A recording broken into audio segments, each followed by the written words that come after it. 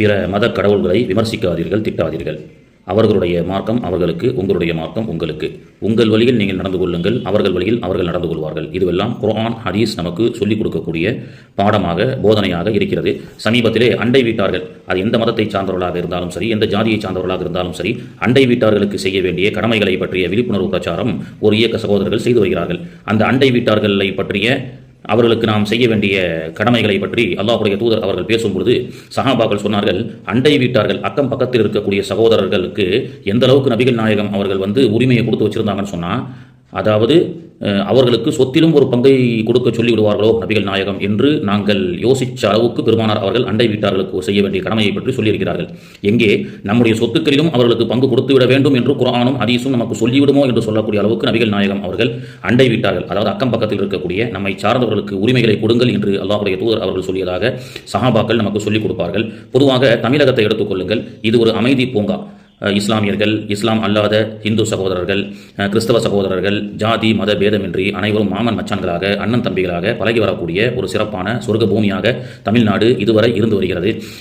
அதிலே கலக்கத்தை ஏற்படுத்தி அதிலே குளிர் காய்ப்பதற்காக சில குள்ளநெறி கூட்டங்கள் இப்பொழுது திட்டமிட்டுக் கொண்டிருக்கின்றது. வரலாற்று எங்கும் நாம் பார்த்தால் கிட்டத்தட்ட ராஜராஜ சோழன் ஐயா அவர்கள் 1000 ஆண்டுகளுக்கு முன்பதாக தஞ்சை தரணியை ஆண்ட மன்னன். அந்த மன்னரும் திருச்சியில் அடங்கியிருக்கக்கூடிய இஸ்லாமிய நத்தஹர் ஷா வலியுல்லா என்று சொல்லப்படக்கூடிய மிஸ்ர் தேசத்திலிருந்து அவர்கள் இந்த தேசத்திற்கு வந்தவர்கள். அவர்களும், அதாவது நத்தஹர் வலியும் ராஜராஜ சோழன் அவர்களும் நண்பர்களாக வாழ்ந்த வரலாறு 1000 ஆண்டுகள் பழமையான ஒரு நட்புக்குண்டான உதாரணமான வரலாறாக நாம் பார்க்க முடிகிறது. அது மட்டுமல்லாமல் ஐயப்ப கோவிலுக்கு மாலையிட்டு செல்லக்கூடிய பக்தர்கள், கேரளாவை நோக்கி ஐயப்ப தரிசனம் செய்வதற்கு இந்தியா முழுக்க இருந்து பல பக்தர்கள் செல்கிறார்கள். அந்த ஐயப்பருடைய அந்த வழிபாட்டு தலத்திற்கு முன்பதாக வாவர் என்று சொல்லக்கூடிய இஸ்லாமியரை அவர்கள் தரிசித்த பிறகுதான் ஐயப்ப அந்த சாமியை தரிசிக்க செல்வதாக அவர்கள் சொல்லி வருகிறார்கள். இந்த ஐயப்ப பக்தர்கள் மாலையிட்டு இருக்கக்கூடிய இந்த நேரத்திலே மார்கழி மாதம் நடைபெற்றுக் கொண்டிருக்கின்றது. நிறைய ஐயப்ப பக்தர்கள் மாலையிட்டு பக்தியோடு இருக்கின்றார்கள். அவர்கள் செருப்பு அணியாமல் நடப்பார்கள், அது அவர்களுடைய நம்பிக்கை.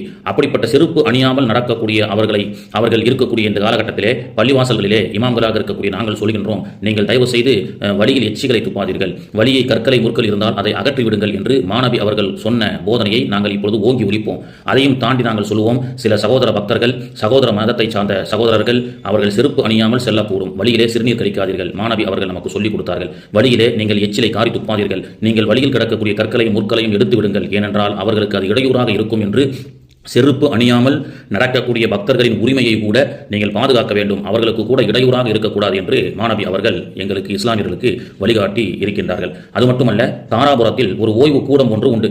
ஒரு ஓய்வு எடுக்கக்கூடிய ரோட்டிலே, ஸ்டேட் ஹைவே